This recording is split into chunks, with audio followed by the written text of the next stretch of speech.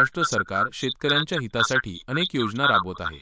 2025 मध्ये सुरू असलेल्या काही प्रमुख योजनांची माहिती खालीलप्रमाणे आहे। जिल्हास्तरीय योजना, डिस्ट्रिक्ट लेवल स्कीम्स।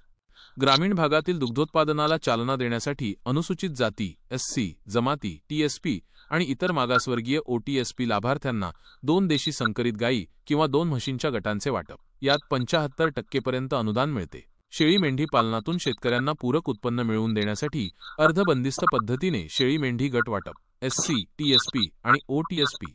यात 10 शेळ्या मेंढ्या आणि 1 बोकड नर यांचा समावेश असतो आणि 75% पर्यंत अनुदान मिळते। एकात्मिक कुक्कुट विकास कार्यक्रम, इंटिग्रेटेड पोल्ट्री डेव्हलपमेंट प्रोग्राम।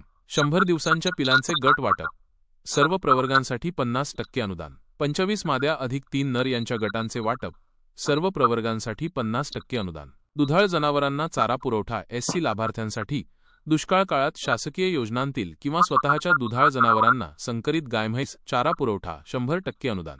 राज्यस्तरीय आणि केंद्र पुरस्कृत योजना, state and centrally sponsored schemes.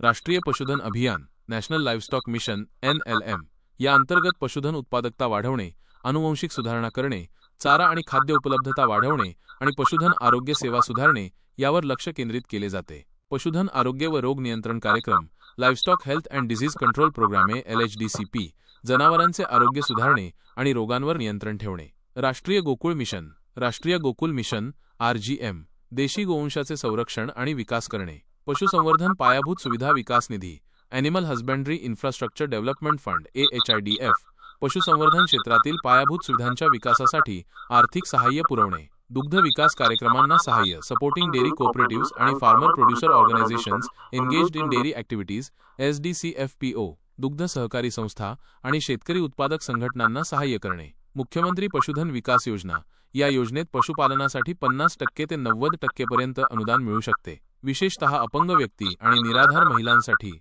90% पर्यंत अनुदान दिले जाते। हे अनुदान थेट लाभार्थ्यांच्या बँक खात्यात जमा केले जाते। नवीन योजना घडामोडी, 21वी पशुगणना 2024, 21वा लाईव्हस्टॉक सेन्सस 2024। ही गणना 25 नोव्हेंबर 2024 ते 31 मार्च 2025 या काळात झाली, ज्यामध्ये पशुधनाची अचूक माहिती गोळा करण्यात आली। उद्योजकता विकास कॉन्क्लेव्ह 2025 ते 13 जानेवारी 2025 रोजी पुणे येथे एम्पॉवरिंग एंटरप्रेन्योर्स ट्रान्सफॉर्मिंग लाईव्हस्टॉक इकॉनॉमिक्स या थीमवर हा कार्यक्रम आयोजित करण्यात आला होता, ज्यात पशुधन क्षेत्रातील उद्योजकता विकासावर भर देण्यात आला। योजनांची माहिती आणि अर्ज प्रक्रिया, प्रत्येक योजनेची पात्रता निकष, अर्ज करण्याची प्रक्रिया आणि आवश्यक कागदपत्रे वेगवेगळी असू शकतात। यासाठी पशुसंवर्धन विभागाच्या अधिकृत वेबसाईटला भेट देणे किंवा आपल्या जिल्ह्यातील पशुसंवर्धन कार्यालयाशी संपर्क साधणे आवश्यक आहे। महत्त्वाचे संपर्क, पशुसंवर्धन विभाग, महाराष्ट्र शासन अधिकृत वेबसाईट thehead.maharashtra.gov.in ची लिंक। Toll free helpline 18,02,330,418। मुख्यमंत्री योजना टोल फ्री हेल्पलाईन 1962। शेतकऱ्यांनी या योजनांचा लाभ घेण्यासाठी पशुसंवर्धन विभागाच्या संपर्कात राहावे आणि आवश्यक कागदपत्रे तयार ठेवावीत।